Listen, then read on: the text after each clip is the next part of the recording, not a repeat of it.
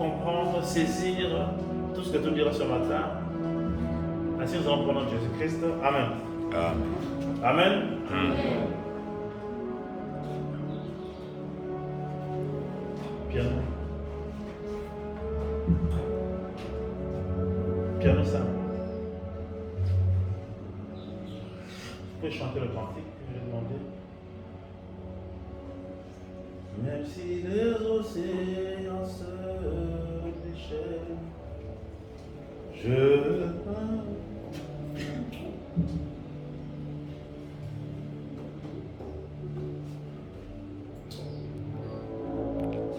en piano simple, c'est possible. Même si les océans se déchaînent, je le traverserai avec toi. Même tu domines le conflit. Je suis tranquille, car tu es là. Je suis tranquille, car tu es là. T'amor mon bébé, Goya. Hello, Motogo, Matani Kulo. Oyo Zamoga, Tiamo bébé. Baba Mati, Nayevi, Yosa. Baba Mate,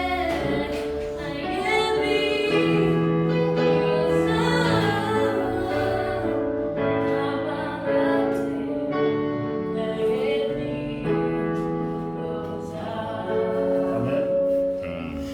Amen. Amen. Bien-aimés, notre thème de ce matin est intitulé « Même si les océans se déchaînent ». Même si les océans se déchaînent. Bien-aimés dans le Seigneur,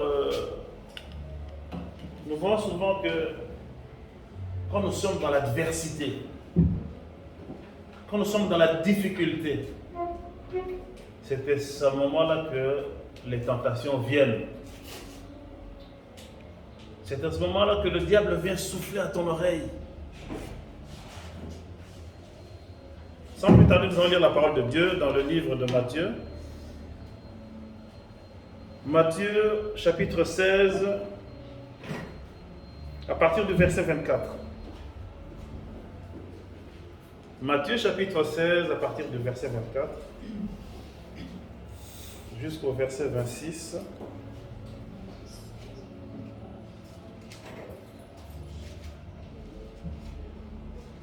Matthieu 16, 24, je lis la parole du Seigneur.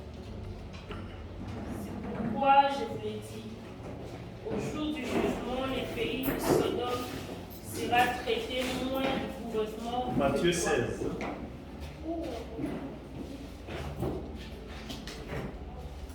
Matthieu 16, chapitre 24. 16, verset 24. Oui. Alors Jésus dit à ses disciples, si quelqu'un veut venir après moi, qu'il renonce à lui-même, qu'il se charge de sa croix et qu'il me suive. 25. Car celui qui voudra sauver sa vie la perdra, mais celui qui la perdra à cause de moi la trouvera. 26. Et que servirait-il à un homme de gagner tout le monde s'il perdait son âme? Ou que donnerait un homme en échange de son âme? Amen. Amen. Dieu Tout-Puissant, merci pour cette écriture de ce matin. En général, c'est une écriture qui se passe de commentaires parce qu'elle dit tout. Mais nous aimerions que tu nous expliques ce que tu veux dire à travers ta parole exactement. C'est pourquoi nous laissons nos cœurs disposés à ta disposition afin que tu y déverses ta pensée et que seule ta pensée puisse y résider. Ainsi nous en prenons Jésus-Christ. Amen. Amen. Matthieu 16, 24 dit ceci. Alors Jésus dit à ses disciples, si quelqu'un veut venir auprès de moi, après moi, qu'il renonce à lui-même, qu'il se charge de sa croix et qu'il me suive. Bien-aimés dans le Seigneur, c'est une parole que nous avons entendue plusieurs fois. Mais renoncer à soi-même, c'est, comme je l'ai toujours dit, l'évangile c'est de la folie. Renoncer à ses propres intérêts, renoncer à ses propres besoins, se résume tout simplement à renoncer à sa propre volonté. Amen. Donc nous devons nous renoncer à notre propre volonté pour faire la volonté de Dieu, si nous voulons être conformes à sa parole. Mais bien aimé, laisse-moi te dire que dans la plupart des cas, ce n'est pas facile. Et que ce soit pour les gens qui sont pauvres, que ce soit pour les gens qui sont riches, ce n'est pas facile de faire la volonté de Dieu. Amen. Les gens qui sont pauvres sont tentés de faire n'importe quoi. Sont tentés d'aller n'importe où pour pouvoir réussir leur vie. Amen. Par contre, les gens qui sont riches ne trouvent pas l'importance de Dieu. Ils se disent, que vais-je aller faire à l'église? Pourquoi suivrai-je cette voie puisque j'ai tout? J'ai tout ce dont j'ai besoin. L'église, c'est pour les pauvres. L'église, c'est pour les gens qui sont dans le besoin. C'est ce que s'imaginent les riches. Et il arrive des fois au partenaire faire la veillée au milieu de prière chez un homme riche. Il vous donne la maison, il vous laisse lui part dormir. Amen. Je ne sais pas si ça vous est déjà arrivé. Il trouve que c'est une perte de temps pour lui, une perte d'énergie. Donc, que ce soit pour les riches et que ce soit pour les pauvres, il est très difficile de faire la volonté de Dieu. Amen. Qu'il renonce à lui-même, qu'il se charge de sa croix et qu'il me suive. Bien aimé, suivre le Seigneur, ce n'est pas facile. Se charger de sa croix, ce n'est pas facile. Malgré la grâce, il y a certains sacrifices que nous devons faire lorsque nous avons accepté le Seigneur Jésus-Christ comme Seigneur Sauveur. Car celui qui voudra sauver sa vie la perdra, mais celui qui la perdra à cause de moi la trouvera. Amen. Que signifie perdre sa vie? Beaucoup de gens qui sont dans le Seigneur trouvent qu'ils ont perdu leur vie, trouvent qu'ils ont raté leur vie à cause du temps qu'ils donnent au Seigneur, à cause de suivre les préceptes du Seigneur. Ils regardent ceux qui sont dans le monde, jeunes comme eux, ils se disent, ah, moi aussi j'aurais pu faire cela.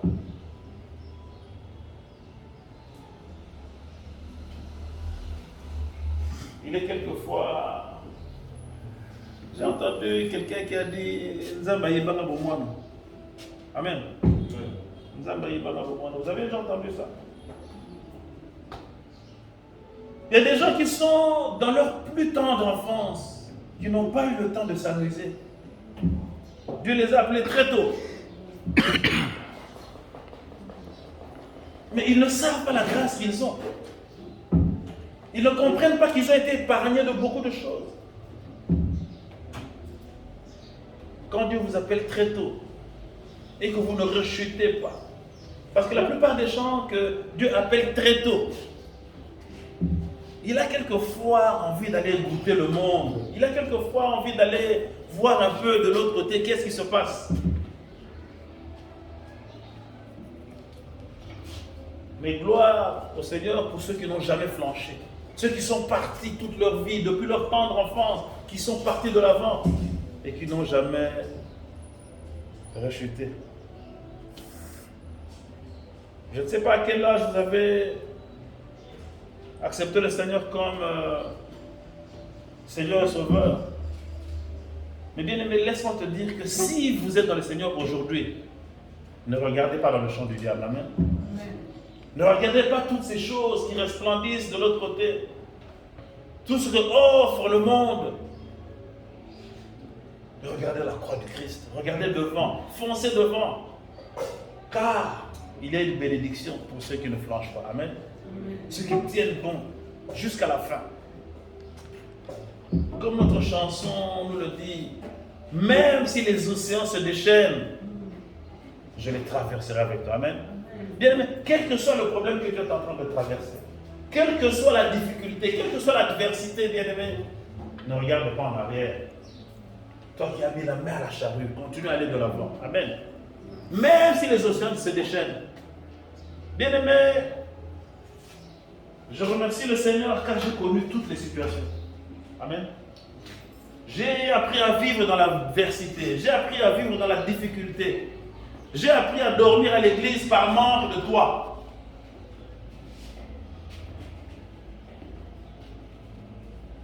J'ai aussi connu la richesse. J'ai aussi connu l'opulence. Pour ceux qui me connaissent,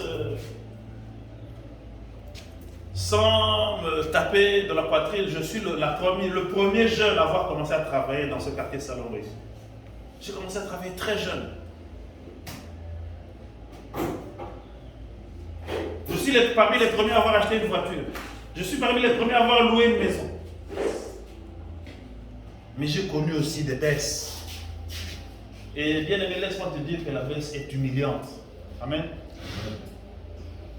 Il était arrivé un moment de ma vie, j'avais honte de prendre le taxi. Donc, que ce soit taxi.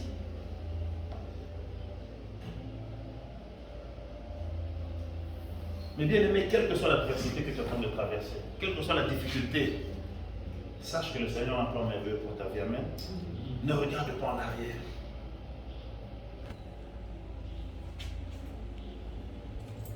Car pour tout homme, l'adversité viendra. Car pour tout homme, la difficulté viendra. Car il est prévu que chacun traverse une période de difficulté dans sa vie.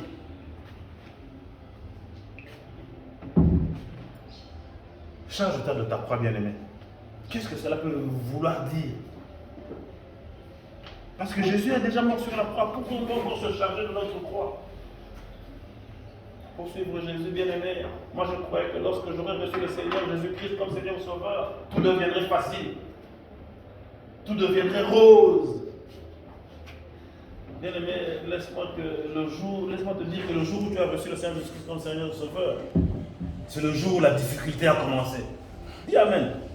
Amen. Mais derrière cette difficulté, si tu tiens bon, le plan du Seigneur va se réaliser dans ta vie. Amen.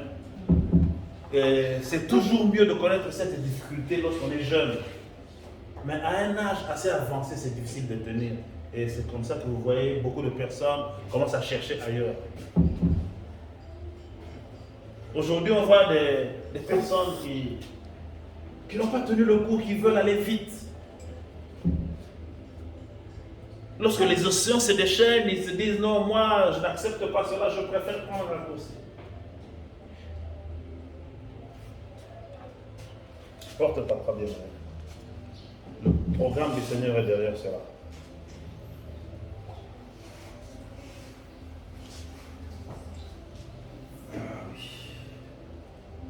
Alors Jésus dit à ses disciples, si quelqu'un veut venir auprès de moi, qu'il renonce à lui-même, qu'il se charge de sa croix et qu'il me suive. Laisse-moi te dire que suivre Jésus, ce n'est pas facile. Ce n'est pas facile. C'est une vie de sacrifice. Mais au bout du sacrifice, il y a la victoire. Amen.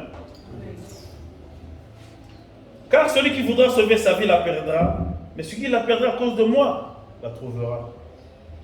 Bien-aimé, laisse-moi te dire que toi qui es ici, en ce moment, en fait, ce matin, il a fait froid. Il y a beaucoup de gens qui ne supportent pas le froid. Beaucoup de gens ont eu du mal à se lever. Beaucoup de gens, ils ont regardé l'heure, ils se sont encore enfoncés dans les draps. Ils se sont mis sous la couverture. On trouve que ce n'est rien. Ne pas aller à l'église un jour, qu'est-ce que ça fait? Ça n'ôte pas la vie éternelle. Mais ce sont dans les petites choses que l'on reconnaît quelqu'un qui suit réellement le Seigneur Jésus-Christ.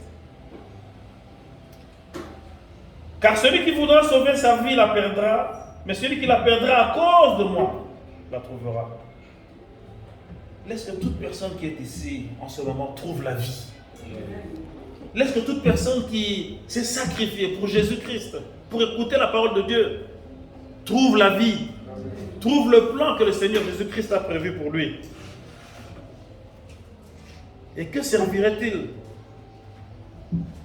à un homme de gagner tout le monde s'il perdait son âme? Ou que donnerait un homme en échange de son âme? Bien aimé, lorsque j'ai commencé mon ministère, Dieu m'avait envoyé dans un champ qui était de dévoiler les œuvres du diable. Et laissez-moi vous dire que ce n'était pas facile. Il fallait dénoncer toutes ces églises qui pratiquent le satanisme. Et c'était choquant parce qu'à l'époque, qui pouvait s'imaginer que le diable s'était réfugié dans les églises?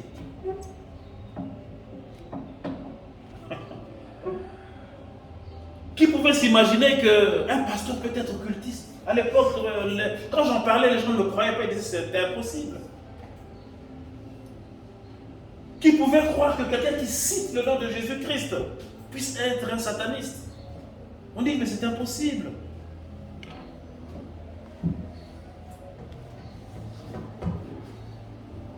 Bien-aimés,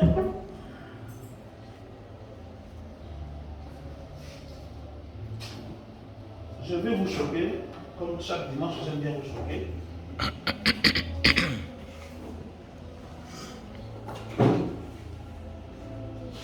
Il n'y a qu'un seul péché qui empêche l'homme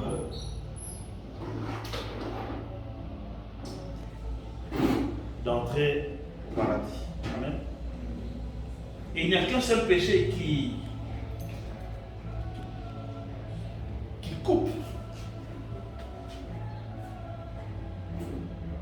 C'est vendre son âme au diable. Amen. Vendre son âme au diable. Mais qu'est-ce que cela peut venir? Est-ce qu'il y a un ensemble qui va faire âme? Diable. Mais c'est triste, mais laissez-moi vous dire, il y a des gens qui sont prêts à vendre leur âme au diable. Parce que lorsque tu as vendu ton âme au diable, tu n'es plus chrétien. Amen. Lorsque tu as péché, tu es un chrétien. Tu peux te relever. Mais lorsque tu as vendu ton âme au diable, tu ne peux plus te relever. Tu es directement coupé du Saint-Esprit. Et lorsque je prêchais sur les mauvaises églises, les mauvaises pratiques, je parlais à un ami, un voisin. Il s'appelait Franck. Il ne s'appelait pas Franck, mais je dis Franck pour ne pas citer son nom. Alors je détruisais il y avait un livre qui existait que je détruisais. Presque chaque dimanche, j'achetais un livre, dans chaque séminaire, j'achetais un exemplaire de ce livre, j'en parlais, je faisais le séminaire et je le brûlais. Parce que dans ce livre-là, on apprenait à gens comment devenir riches à travers l'Église, dans des fausses écritures. Et cet ami Franck me dit, mais papa, est-ce que tu n'as pas un exemple de ce livre? Moi, j'aimerais essayer. Il y a des gens qui sont prêts à vendre leur âme au diable rien que pour devenir riches. Mais la Bible dit, que servirait-il un homme de gagner tout le monde s'il devait perdre son âme? Et cet ami m'a dit, moi j'ai pratiqué toutes sortes de religions, bouddhisme, tout ça. Je n'ai rien vu. Mais le livre dont tu me parles, moi ça m'intéresse. Waouh, Seigneur, quel fardeau. Moi j'étais venu pour lui prêcher et lui me dit qu'il veut ce livre-là. Vous pouvez imaginer. Il y a des gens qui sont prêts. Et laisse-moi te dire que cet ami n'est pas pauvre. Il n'est pas pauvre comme vous et moi. Il louait une maison de $500. Il avait une belle voiture. Il vivait en Europe. Il venait en vacances. Mais il trouvait que ça ne suffisait pas. Vous voyez là où on mène le diable. Il y a d'autres gens qui sont prêts à tout, ne fût-ce que pour aller en Europe. Il y a d'autres gens qui sont prêts à tout, ne fût-ce que pour avoir un travail décent. Les gens qui sont prêts à tout, ne fût-ce que pour avoir une voiture. Mais lui, il avait tout ça. Mais ça ne suffisait pas. Il voulait vendre son âme au diable. Il dit, mais pasteur, donc, il me disait Cléo, parce qu'à l'époque, je n'étais pas pasteur. Il me dit, mais Cléo, mais à quoi sert une âme? Qu'est-ce que j'en ai à faire de mon âme? Moi, je veux la richesse. Je veux être riche. Et moi, je trouvais qu'il était déjà riche. Mais ça ne suffisait pas. Il me dit, j'ai pratiqué toutes les religions. Et toutes ces choses-là, il m'a dit, ce sont des escroqueries. La magie, l'escroquerie, mais ton livre dont tu me parles, si ça marche réellement, moi, j'aimerais essayer. Waouh!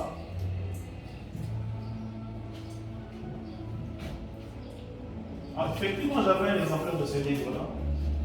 Parce que quand j'en parlais, je parlais chez quelqu'un, je lui montrais le livre, et je cachais le nom. Il voulait voir le nom pour aller chercher ce livre-là, pour aller l'acheter. Bien-aimé, que donnerais-tu? Quel est le prix de ton âme? Que donnerais-tu en échange de ton âme?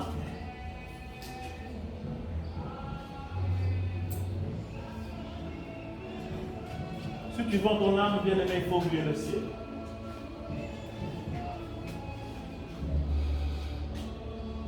On va voir les péchés qui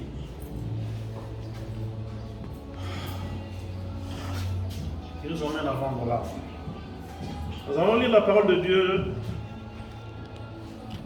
dans le livre de Luc, Luc chapitre 18. Luc 18, à partir du verset 18 à 22. Si quelqu'un trouve pour lire, Luc 18.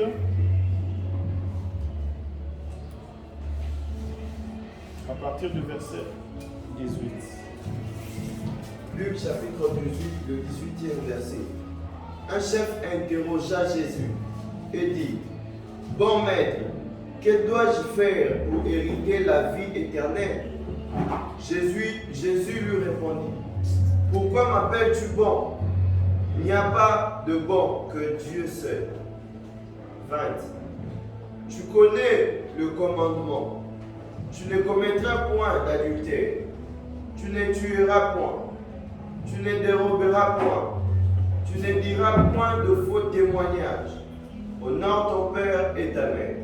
21. J'ai, dit-il, observé toutes ces choses de ma jeunesse. 22. Jésus ayant entendu cela, lui dit, il te manque encore une chose. Vends tout ce que tu as, distribue-les aux pauvres, et tu auras un trésor dans les cieux. Oui, viens et suis-moi. 23. Non, continue. Hein? Continue, oui. 23. Lorsqu'il entendit ces paroles, il devint tout triste, car il était très riche. 24. Jésus, voyant qu'il était devenu tout triste, dit qu'il est difficile à ceux qui ont des richesses d'entrer dans le royaume des dieux. 25.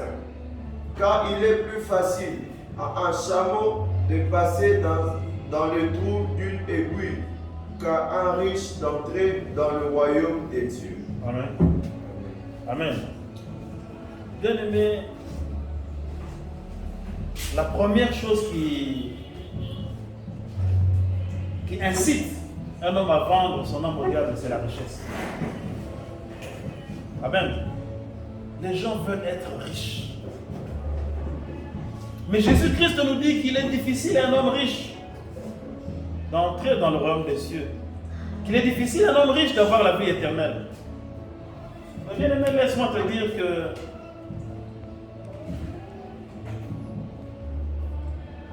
même si tu vends ton âme, tu auras la vie éternelle. Amen. Incroyable, hein? Même si tu vends ton âme, tu auras la vie éternelle. Tu vivras éternellement. La seule différence, c'est que tu n'iras pas au ciel. Tu vivrais éternellement dans la souffrance. Tu vivrais éternellement dans la tourmente. C'est aussi la vie éternelle. Amen. C'est la vie éternelle, mais dans l'enfer. Où passera toute ton éternité, bien-aimé? En enfer, mais au ciel. La vie éternelle que tu auras, ça sera au ciel ou bien en enfer. C'est inimaginable, toute une vie. Donc, libéra, tu seras toujours dans la souffrance. En enfer. Même déjà, vivre éternellement au ciel, c'est difficile à s'imaginer une vie éternelle. Je vous conseille de ne même pas l'imaginer. Une vie sans fin. Libéra. Je vous conseille de ne pas l'imaginer. Mais si vous l'imaginez, imaginez cette vie-là au ciel et non en enfer. Amen. Il est difficile à un homme riche d'entrer dans le royaume des cieux. Mais aujourd'hui, dans nos églises, on nous presse la richesse. On veut la richesse. On veut absolument être riche, être le plus riche.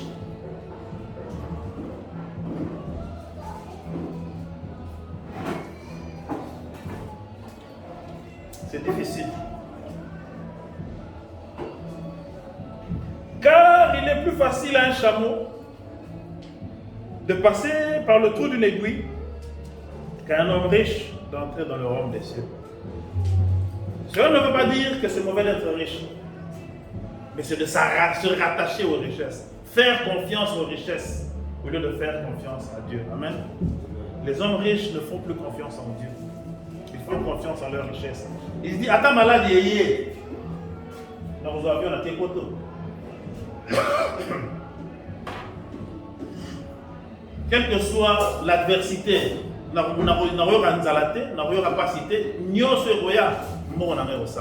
amen.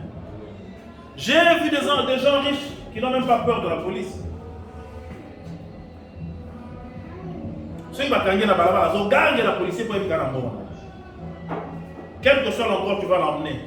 Bon, amen. Bien aimé, je ne sais pas pourquoi le Seigneur nous a donné ce message ce matin. Il connaît le cœur de chacun d'entre nous. Il sait qui accepterait de vivre dans l'adversité. Qui accepterait de vivre dans la souffrance.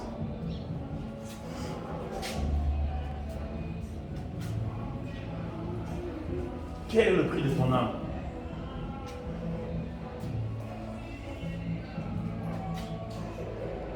Pourquoi serais-tu prêt à céder ton âme? Il y en a qui sont prêts à céder leur âme pour $1000. Il y en a même prêts qui sont à céder leur âme pour $100. Bien-aimé dans le Seigneur, c'est triste. Mais les péchés qui emmènent cette rupture avec le ciel, ces péchés qui vous emmènent à avoir la vie éternelle, quelquefois sont des bêtes péchés tout petits. Les fétiches. Combien de personnes Bassimbakis?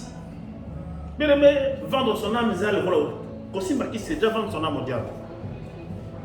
Mais il y a des bêtes chauffeurs à quel patron est naquis.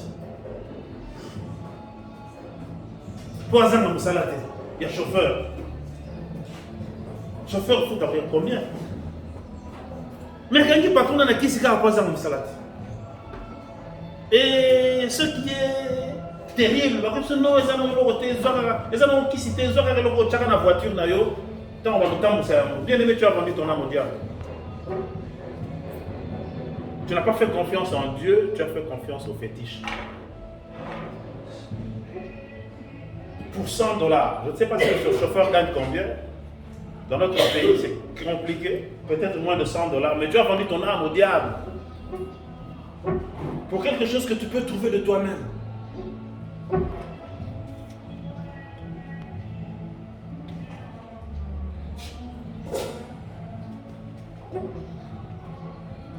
Pour un travail.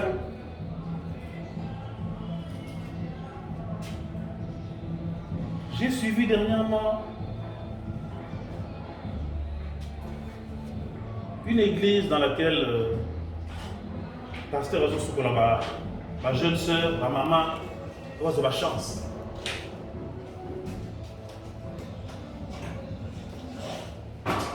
Pourquoi ma kitoko?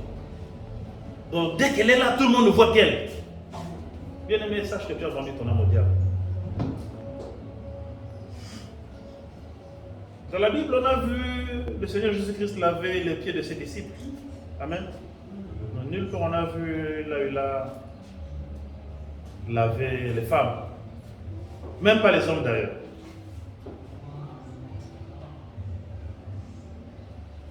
La divination. Qu'est-ce que la divination?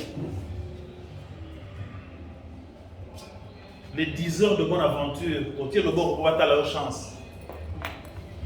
Oh, ça l'a l'autre, ça caca. Bien aimé, sache que tu as vendu ton âme au diable. Tout ce qui est occulte, c'est ça vendre son âme au diable.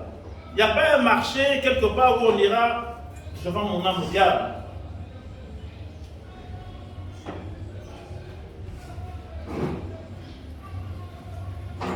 Mais la chose la plus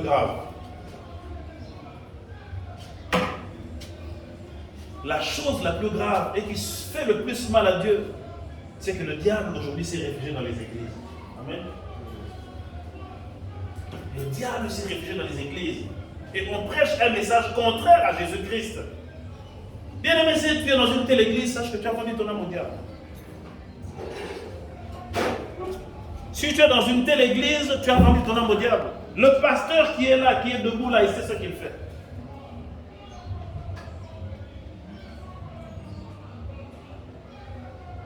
Le pauvre chrétien qui est là, qui ne comprend rien,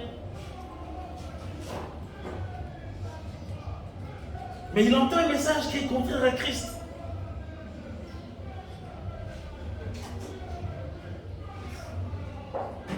Vendre son âme au diable, ce n'est pas seulement aller dans Dabargan. Aujourd'hui, le diable a changé de stratégie, il s'est réfugié dans les églises. J'ai toujours dit, si vous allez dans une église où on prêche un message contraire à celui de Jésus-Christ, sortez, n'hésitez pas. Vous perdrez votre âme, bien-aimé. Le diable est malin, d'ailleurs on l'appelle le malin. 5 minutes que vous restez à l'écouter, bien-aimé, vous serez perdu. Amen. Aujourd'hui, tous les gens veulent aller dans des églises où on prêche un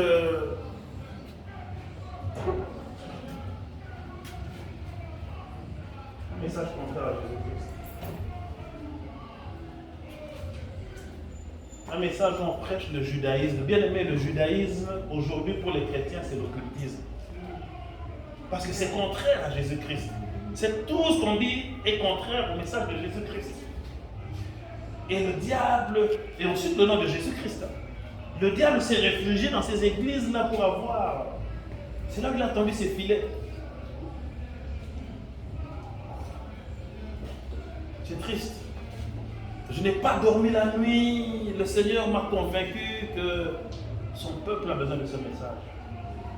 Quel est le prix de ton âme, bien-aimé? À l'époque, c'était des vieux qui vendaient leur modèle, mais aujourd'hui, ce sont les jeunes.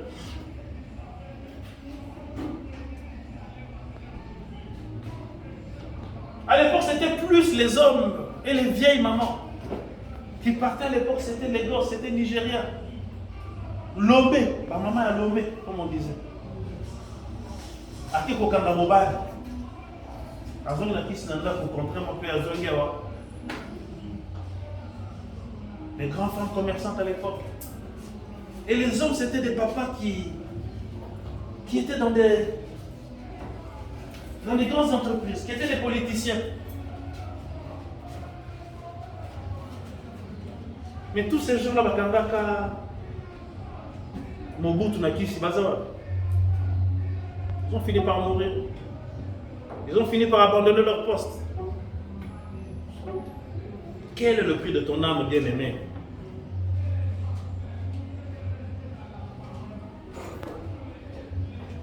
Es-tu prêt à passer l'éternité dans l'enfer seulement parce que tu veux qu'on sache que tu es? Seulement pour que l'on sache que toi tu as?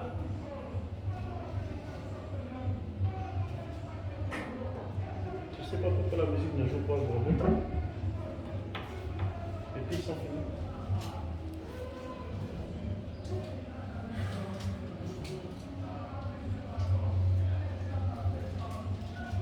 où passeras-tu ton éternité?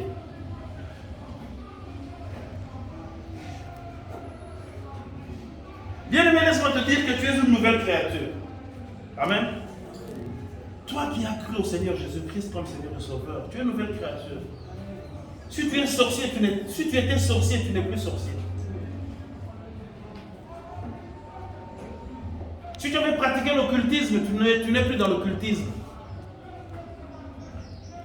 Quel que soit le péché que tu avais fait en acceptant Jésus-Christ comme Seigneur et Sauveur, tu es une nouvelle créature. Amen.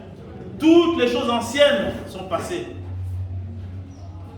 Alors, bien-aimé, ne regarde plus en arrière.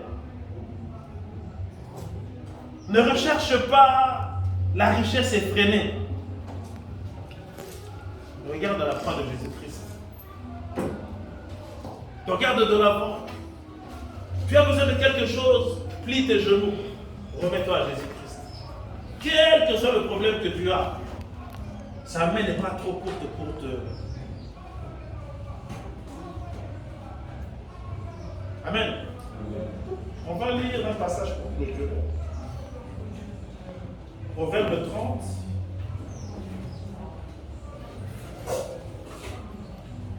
Proverbe 30, verset 8.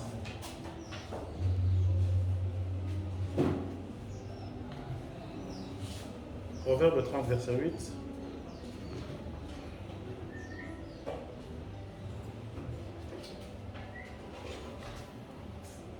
Éloigne de moi la fausseté et la parole mensongère. Ne me donne ni pauvreté ni richesse. Accorde-moi le pain qui m'est nécessaire. De peur que dans l'abondance, je ne te renie et ne dise qui est l'Éternel. Ou que dans la pauvreté, je ne dérobe. Et ne m'attaque au nom de mon Dieu. Amen. Bien-aimés, contentons-nous de l'essentiel. C'est vrai que la pauvreté, c'est très mauvais. Et je ne vous conseille pas d'être pauvre. La Bible non plus. Éloigne de moi la fausseté et la parole mensongère. Bien aimé, la fausseté et la parole mensongère, c'est ce qui est aujourd'hui dans les églises.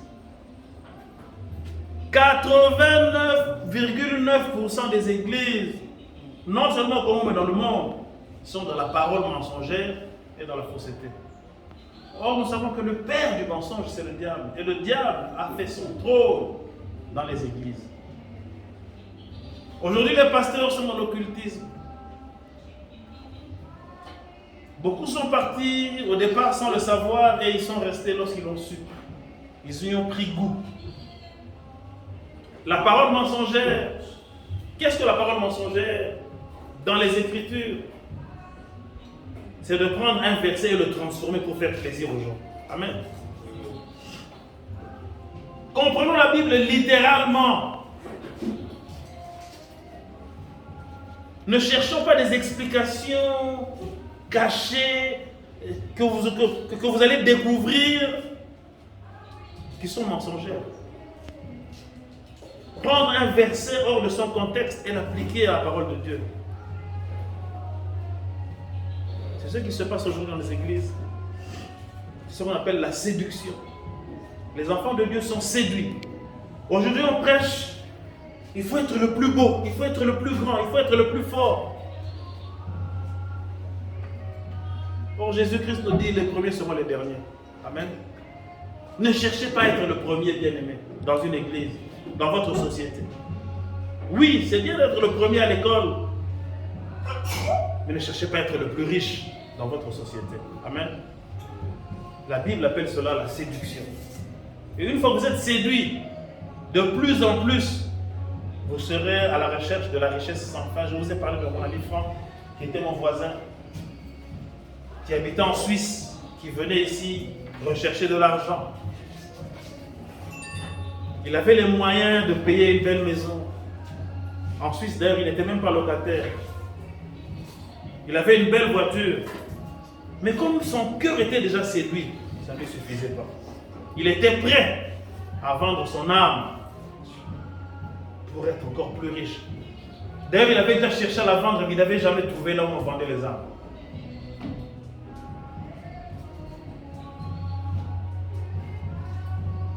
Contentons-nous, comme dit la parole de Dieu. Éloigne de moi la fausseté, la parole mensongère. Ne me donne ni pauvreté, bien aimé, la pauvreté c'est mauvais. La pauvreté c'est une très mauvaise souffrance. Tu es butin des tentations tous les jours. N'importe qui peut te séduire avec le minimum.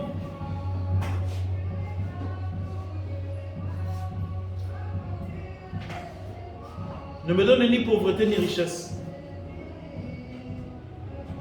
Accorde-moi le pain qui m'est nécessaire. Amen. Il y a des gens qui ont plus que le pain et qui veulent encore plus. Si tu es locataire, c'est bien de chercher à acheter une maison. Amen. Si tu es à pied, c'est bien de chercher à acheter une voiture. À Kinshasa, il faut avoir une voiture. À Kinshasa, il ne faut pas être locataire. Mais cette recherche, qu'elle ne t'emmène pas dans la séduction. Amen. Que cette recherche ne t'emmène pas à l'occultisme. Que cette recherche ne t'emmène pas au fétiche.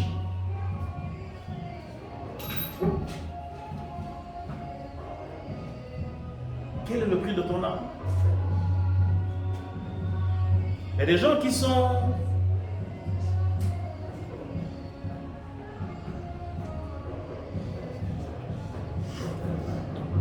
prêts. Rien que pour leur beauté, ça c'est surtout la plupart des gens, ce sont les femmes. Mais il y a des hommes aussi. Rien que pour sa beauté, quand elle se regarde dans son miroir, elle se dit, c'est bien d'être jolie, c'est bien d'être belle, mais que cela ne te séduise pas. Amen. Amen. Je connais des hommes qui ont un budget pour les produits. Homme, mobile. Homme, pour les produits. C'est vraiment budgétisé. Donc quand tu lui prends son salaire, vraiment, cette partie-là, il ne peut pas y toucher. Il peut même sacrifier le pain des enfants.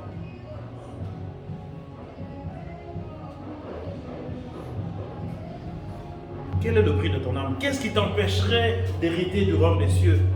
Où passera toute ton éternité? Je sais que dans ce moment, le Seigneur est en train de toucher ton cœur.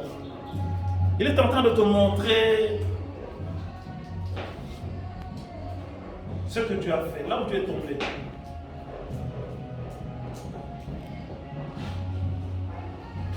Et notre prière de ce matin, je regrette que le piano ne joue pas. Notre prière de ce matin est que même si les océans se déchaînent, vous nous chantez cette chanson même sans le piano. Vous nous chantez même sans le piano, même si les océans se déchaînent et nous allons prier.